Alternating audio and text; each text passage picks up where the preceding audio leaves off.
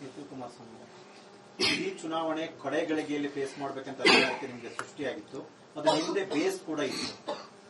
ಎಡವಿದ್ದಲ್ಲಿ ಆಗದೆ ಈಗ ತಾನೇ ಚುನಾವಣೆ ಫಲಿತಾಂಶ ಹೊರಗೆ ಬಂದಿದೆ.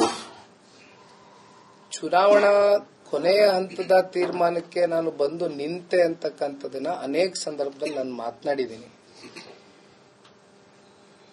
ಯಾವ ಒಬ್ಬ ವ್ಯಕ್ತಿ ತಗೊಂಡಂತ ನಿರ್ಣಯಗಳು ಯಾತಕ್ಕೋಸ್ಕರ ತೀರ್ಮಾನಗಳಾಯಿತು ಇವೆಲ್ಲವೂ ಕೂಡ ಈಗ ಪೋಸ್ಟ್ ಮಾರ್ಟಮ್ ಮಾಡಿಕೊಂಡು ಕೂರೋದ್ರಲ್ಲಿ ನನ್ನ ಅಭಿಪ್ರಾಯದಲ್ಲಿ ಸಮಯ ವ್ಯರ್ಥ ಮಾಡ್ಕೊಳ್ಳೋದ್ರಲ್ಲಿ ಬೇಡ. ಈಗ ಜನ ಈಗಾಗಲೇ ತೀರ್ಪನ್ನು ಕೊಟ್ಟಿದ್ದಾರೆ. ಅಂತಿಮವಾಗಿ ಪ್ರಜಾಪ್ರಭುತ್ವದ ಈ ಚುನಾವಣೆ ವ್ಯವಸ್ಥೆಯಲ್ಲಿ ಜನಸಾಮಾನ್ಯರ ತೀರ್ಪೇ ಅಂತಿಮ.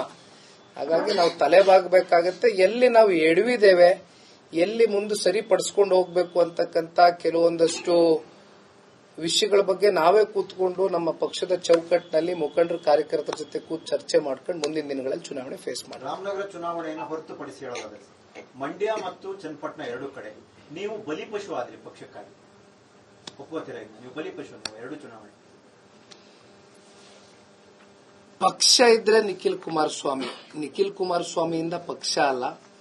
ನಾನು ಪಕ್ಷದ ಸಾಮಾನ್ಯ ಕಾರ್ಯಕರ್ತನಾಗಿ ಚಿಂತನೆ ಮಾಡ್ತೇನೆ ಪಕ್ಷದ ಪರವಾಗಿ. ಈಗ ಬಹುಶಃ ಒಂದು ಮಾತು ಉದ್ಭವ ಆಗೋದು, ಈ ಉಪಚುನಾವಣೆಯಲ್ಲಿ ಆ ಸಂದಿಗ್ಧ ಪರಿಸ್ಥಿತಿಯಲ್ಲಿ ಇವತ್ತು ನಾನು ಚುನಾವಣೆಗೆ ಬಂದು ನಿಲ್ಲಬೇಕಾಗಿ ಬಂತು. ಬಹುಶಃ ಇವತ್ತು ನಾನೇನಾದ್ರೂ ಈ ಚುನಾವಣೆಯಲ್ಲಿ ಕೊನೆ ಹಂತದಲ್ಲಿ ಇಷ್ಟೆಲ್ಲಾ ಕಾರ್ಯಕರ್ತರುಗಳು, ಇಷ್ಟೆಲ್ಲಾ ಎರಡು ಪಕ್ಷದ ಮುಖಂಡರು, ಹಿರಿಯಕರು ಹೇಳಿದಾಗ ಹಿಂಸರಿದಿದ್ರೆ ಈ ಚುನಾವಣೆ ಪೂರಕವಾಗಿಲ್ಲ. ಹಾಗಾಗಿ ಪೂರಕವಾಗಿ ಇಲ್ಲದೆ ಇರೋ ಕಾರಣ ನಿಖಿಲ್ ಕುಮಾರಸ್ವಾಮಿ ಅವನ ಸ್ವಾರ್ಥಕ್ಕೋಸ್ಕರ ಇಡೀ ಕುಟುಂಬದವರು ಒಬ್ಬ ಪಕ್ಷದ ಕಾರ್ಯಕರ್ತರಿಗೆ ಬಲಿಪಶು ಮಾಡ್ತಾ ಇದ್ದಾರೆ ಅಂತಕ್ಕಂಥ ಕಳಂಕ ಬಹುಶಃ ನಾವು ಒತ್ಕೊಳ್ತಾ ಇದ್ವೋ ಏನೋ ಅಂತಕ್ಕಂಥದ್ದು ನಾನು ಚಿಂತೆ ಮಾಡ್ತೇನೆ. ಹಾಗಾಗಿ ಬಹುಶಃ ಆ ಒಂದು ಕಳಂಕ ಮುಕ್ತನಾಗಿ ಇವತ್ತು ನಾನು ಮಲಗ್ತೇನೆ, ಏನ್ ತೊಂದರೆ ಇಲ್ಲ. ಈ ಸೋಲು ನಾನೇ ಸ್ವೀಕಾರ ಮಾಡ್ತೇನೆ, ಪಕ್ಷ ಸ್ವೀಕಾರ ಮಾಡುತ್ತೆ. ಹಾಗಾಗಿ ಗೆಲುವು ಸೋಲು ಅಂತಕ್ಕಂಥದ್ದು ಚುನಾವಣೆಗಳಲ್ಲಿ ಕಳೆದ ಲೋಕಸಭಾ ಚುನಾವಣೆ ನೋಡಿದ್ವಿ ನಾವು. ಏನಾಯ್ತು, ರಾಜ್ಯದ ಜನತೆ ಹಳೆ ಮೈಸೂರು ಪ್ರಾಂತ್ಯದಲ್ಲಿ ಅದರಲ್ಲೂ ವಿಶೇಷವಾಗಿ ದೊಡ್ಡ ಮಟ್ಟದಲ್ಲಿ ಎನ್ಡಿಎ ಅಭ್ಯರ್ಥಿಗಳ ಪರವಾಗಿ ನಿಂತರು. ಹಾಗಾಗಿ ಬಹಳ ಜನ ಸೋತಿದ್ದಾರೆ, ಗೆದ್ದಿದ್ದಾರೆ. ನಾನು ಇಲ್ಲಿವರೆಗೂ ಒಂದು ಗೆಲುವು ನೋಡಿಲ್ಲ, ಸತ್ಯ ಒಪ್ಕೊಳ್ತೇನೆ. ಇದು ನನ್ನ 3ನೇಯ ಸೋಲು. ಆದ್ರೆ ಈಗ ಇತಿಹಾಸ ನಾವು ಮಾತನಾಡೋದಾದ್ರೆ ಬಹಳ ಜನ ಹೇಳ್ತೀವಿ, ಅಬ್ರಹಾಂ ಲಿಂಕನ್ ಅವ್ರ ವಿಚಾರ ಹೇಳ್ತೇವೆ, ಡಾಕ್ಟರ್ ಅಂಬೇಡ್ಕರ್ ಅವ್ರ ವಿಚಾರ ಹೇಳ್ತೇವೆ, ವಾಜಪೇಯಿ ಅವ್ರ ವಿಚಾರ ಚರ್ಚೆ ಮಾಡ್ತೇವೆ. ಬಹಳ ಜನ ಸೋತ್ವಿ ಅಂತ ನಾವು ಮೂಲೆಯಲ್ಲಿ ಕೂರ್ತೀವಿ ಅಂತಕ್ಕಂಥದ್ದಾದ್ರೆ ಹಂಗಾದ್ರೆ ನಾವು ಹೋರಾಟಗಾರರಾಗಿ ಸಾರ್ವಜನಿಕ ಬದುಕಲ್ಲಿ ಇರೋದಕ್ಕೆ ಅನಾಲಾಯಕು ಅಂತಕ್ಕಂಥದ್ದು ನನ್ನ ಅಭಿಪ್ರಾಯ. ಹಾಗಾಗಿ ಹೋರಾಟ ಅಂತಕ್ಕಂಥದ್ದು ಶಾಶ್ವತ, ನಿರಂತರ, ಸಮಾಜದ ಏಳಿಗೆಗೋಸ್ಕರ ಹೋರಾಟ ಮಾಡೇ ಮಾಡ್ತೀವಿ, ಜೊತೆಯಲ್ಲಿ ಇರ್ತೇವೆ. ನಿಖಿಲ್ ಅವರ ಗೆಲುವಿಗಾಗಿ ಇದು ಮಾಡಿದ್ರು, ಈಗ ಸೋಲಾಗಿದೆ. ಕಾರ್ಯಕರ್ತರಿಗೆ ಏನ್ ಹೇಳ್ತೀರಾ? ಅವ್ರಿಗೂ ಸಖತ್ ಬೇಸರ ಆಗಿದೆ. ಇಡೀ ಸ್ಟೇಟ್ ಅಲ್ಲಿ ಗೆಲ್ಲಬೇಕು ಅಂತ ನಿಖಿಲ್ ಬಯಸಿದ್ರು. ತಾವು ಹೇಳಿದ ಸತ್ಯ. ಯಾಕೆಂದ್ರೆ ಬಹುಶಃ ಇಡೀ ರಾಜ್ಯದಲ್ಲಿ ನನ್ನ ಕಳೆದ 2 ಚುನಾವಣೆಗಳ ಹಿನ್ನಡೆಯ ಬಳಿಕ ಪಕ್ಷದ ಕಾರ್ಯಕರ್ತರುಗಳ ಮನಸ್ಸಲ್ಲಂತೂ ಬಹಳ ದೊಡ್ಡ ಮಟ್ಟದಲ್ಲಿ ನೋವಿತ್ತು. ತುಂಬಾ ಜನ ಇವತ್ತು ಇರ್ರೆಸ್ಪೆಕ್ಟಿವ್ ಆಫ್ ರಾಜಕಾರಣದಲ್ಲಿ ಅವರು ಸಕ್ರಿಯವಾಗಿ ಇಲ್ಲದೆ ಹೋದಂತ ಕೆಲವೊಂದಷ್ಟು ಕುಟುಂಬಗಳು, irrespective of politics, irrespective of community, caste, ಇಲ್ಲ ನಿಖಿಲ್ ಈ ಸಲ ಗೆಲ್ಲಬೇಕು ಅನ್ನುವಂತ ಭಾವನೆ ಇಡೀ ರಾಜ್ಯಾದ್ಯಂತ ಇತ್ತು. ಅದು ನಾನಂತೂ ಬಹಳ ಹತ್ತಿರದಿಂದ ಗಮನಿಸಿದೆ. ಆದ್ರೆ ಇವತ್ತು ಚುನಾವಣೆ ಬಂದಿದೆ, ಫಲಿತಾಂಶ ಬಂದಿದೆ, ಕ್ಷೇತ್ರದ ಜನತೆನೂ ನಮ್ಗೆ ಆಶೀರ್ವಾದ ಮಾಡಿದ್ದಾರೆ. ನಾನು ಹೇಳ್ದಂಗೆ ಇವತ್ತು 6 ಬಾರಿ ಶಾಸಕರು ಮಾಡಿರುವಂತ ಜಿಲ್ಲೆ ಇದು. 2 ಬಾರಿ ಚನ್ನಪಟ್ಟಣದಲ್ಲಿ, 6 ಬಾರಿ ರಾಮನಗರದಲ್ಲಿ ಶಾಸಕರು, 8 ಬಾರಿ ಶಾಸಕ ಸ್ಥಾನ ಕೊಟ್ಟಿರುವಂತ ಜಿಲ್ಲೆ ಇದು. ನಾವು ಇವತ್ತೇನಾದ್ರು ರಾಜಕೀಯವಾಗಿ ಸನ್ಮಾನ್ಯ ಕುಮಾರಣ್ಣವರು, ದೇವೇಗೌಡರು ಈ ಮಟ್ಟಕ್ಕೆ ಬೆಳೆದಿದ್ದಾರೆ, ಈ ಜಿಲ್ಲೆ ಜನತೆ ಕಾರಣ. ಹಾಗಾಗಿ ನಾನ್ ಸೋತಿರ್ಬೋದು, ಆದ್ರೆ ಆ ಋಣ ತೀರಿಸ್ತಕ್ಕಂಥ ಕೆಲಸ ಆದ್ರೂ ನಾನು ಮಾಡ್ಬೇಕಲ್ವಾ, ಆ ಕೆಲಸ ನಾನು ಮಾಡ್ತೇನೆ. ಅಭ್ಯರ್ಥಿ ಆಯ್ಕೆ ವಿಚಾರ ಕೊನೆಯಲ್ಲಿ ಒಂದಷ್ಟು ಗೊಂದಲ ಆಗಿದೆ ಕಾರಣ ಆಯ್ತು. ಯಾಕಂದ್ರೆ ಬಿಜೆಪಿನ ಸಾಮಾನ್ಯ ಕಾರ್ಯಕರ್ತರು, ಎನ್ಡಿಎ ಅಭ್ಯರ್ಥಿ ಯಾರೋ ಗೊಂದಲ, ಅವರಿಗೆ ಒಂದಷ್ಟು ಗೊಂದಲ ಉಂಟಾಗಿ ಈ ರೀತಿ ಆಯ್ತು ಅಂತ. ನಮ್ಗೆ ಬೇಸಿಕಲಿ ಸಮಯ ಸಿಕ್ಲಿಲ್ಲ. We were in a fix.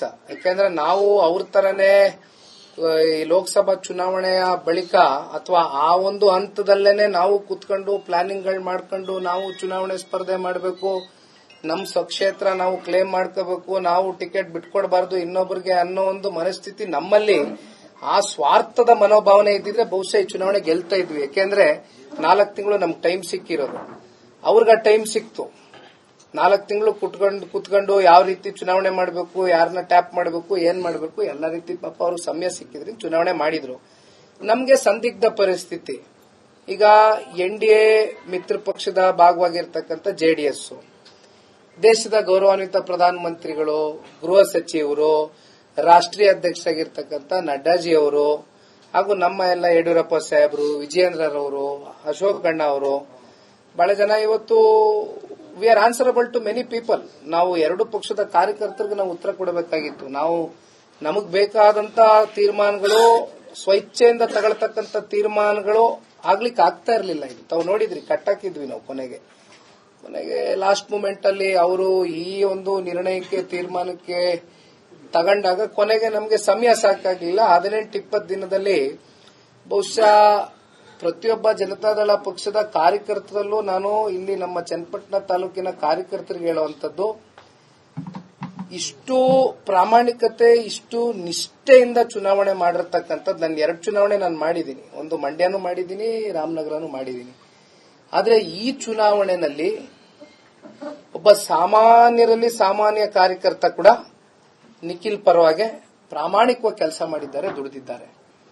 ಅಂತವ್ರಿಗೆ ನಾನು ಋಣೆ ಆಗಿರ್ತೀನಿ. ಅಂತವರ ಜೊತೆಯಲ್ಲಿ ಧ್ವನಿಯ ಕೆಲಸ ಮಾಡುವಂತ ಜವಾಬ್ದಾರಿ ಇದೆ, ಮುಗಿದೋಗಿದೆ. ಈಗ ಮುಂದೆ ಏನ್ ಮಾಡ್ಬೇಕು ಮಾಡ್ತೀನಿ. ಸರ್, ಎಲ್ಲೋ ಒಂದ್ ಕಡೆ ರಾಮನಗರದಲ್ಲಿ ಖಾಲಿ ಮಾಡಿಸಿದ ಮಾತನ್ನ ಪದೇ ಪದೇ DK ಶಿವಕುಮಾರ್ ಹೇಳಿದ್ರು. ಅದ್ರಲ್ಲಿ ಸಕ್ಸಸ್ ಆದ್ರ ಕೆಲವೊಂದ್ ಕಡೆ ಒಂದು ಕ್ಷೇತ್ರವನ್ನು ಉಳಿಸಿಕೊಂಡು JDS ಅಸ್ತಿತ್ವವನ್ನು ಉಳಿಸಿಕೊಳ್ಳುವಂತ ವಿಫಲ ಆಯ್ತು. ಕಾರಣ ಏನಿರ್ಬೋದು ಅಂತ? ಒಂದು ಚುನಾವಣೆಯ ಗೆಲುವು ಸೋಲು ಇಲ್ಲಿಂದ ಖಾಲಿ ಮಾಡಿಸಿದ್ವಿ ಅಥವಾ ವಾಪಸ್ಸು ನಾವಿಲ್ಲಿ ಪ್ರಬಲವಾಗಿ ನಮ್ಮ ರಾಜಕೀಯ ಶಕ್ತಿಯನ್ನ ಮತ್ತೆ ಬೆಳೆಸ್ಕೊಂಡ್ವಿ ಅಂತಕ್ಕಂಥದ್ನ ತೀರ್ಮಾನ ಮಾಡ್ಲಿಕ್ಕೆ ಆಗೋದಿಲ್ಲ. ಹಾಗಿದ್ದಾಗ ಕಳೆದ ಲೋಕಸಭಾ ಚುನಾವಣೆಯಲ್ಲಿ ಬೆಂಗಳೂರು ಗ್ರಾಮಾಂತರ ಏನಾಯ್ತು? ನಾವೇನಾರಂಗ್ ಮಾತಾಡಿದ್ವಾ? ಹಾಗಿದ್ರೆ ನಾವು ಇಲ್ಲಿಂದ ಅವ್ರನ್ನ ರಾಮನಗರ ಜಿಲ್ಲೆಯಿಂದ ಖಾಲಿ ಮಾಡಿಸ್ಬಿಟ್ವು ಅಂತ ಹೇಳಕ್ಕಾಗತ್ತಾ? ಇಲ್ಲಿ ಶಕ್ತಿ ಇರುವಂತದ್ದು ಪ್ರಜಾಪ್ರಭುತ್ವದ ವ್ಯವಸ್ಥೆಯಲ್ಲಿ ಮತದಾರರಿಗೆ ಮಾತ್ರ. ಮತದಾರರು ಯಾವ ರೀತಿ ಬೇಕಾದ್ರೂ ತೀರ್ಮಾನಗಳು, ನಿರ್ಣಯಗಳು ಚುನಾವಣೆಗೆ ಸಾಂದರ್ಭಿಕವಾಗಿ ತಗೊಳ್ತಕ್ಕಂಥ ಶಕ್ತಿ ಇದೆ, ಆಗಿದೆ. ಹಾಗಾಗಿ ಇಲ್ಲಿ ಯಾರನ್ನೂ ಖಾಲಿ ಮಾಡಿಸ್ತಕ್ಕಂಥದ್ದಾಗ್ಲಿ ಮಾಡ್ಲಿಕ್ಕೆ ಆಗೋದಿಲ್ಲ. ಕುಮಾರಸ್ವಾಮಿ ಸೋಲು